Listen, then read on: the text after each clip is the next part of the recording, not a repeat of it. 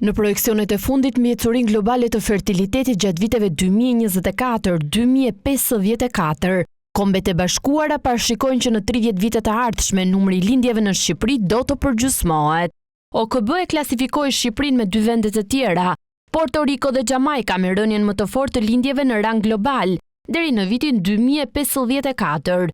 Dy arsyet sipas OKB se përse lindjet në vendin ton do të pësojnë rënje të fortë në vitet në vijim janë norma e ulët e fertilitetit të gratë në moshën e lindjes dhe emigracioni në nivelin e lartë të moshave të reja.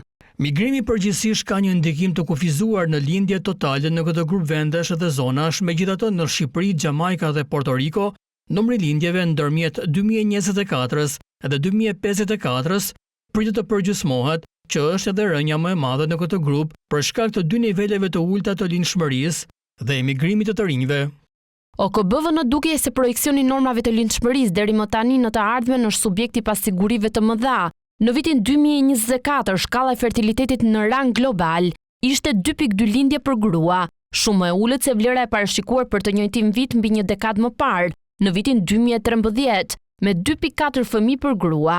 Sipas të dhënave të Instat, vitin e kaluar lindë rreth 22.000 bebe, por në vitin 2050 do të lindin rreth 10 deri në 11 foshnja në vit. Realiteti viteve të fundit ka treguar si treguesit demografik të Shqipërisë patën ecurinë më negative se edhe projeksionet më pesimiste për ecurinë e popullsisë.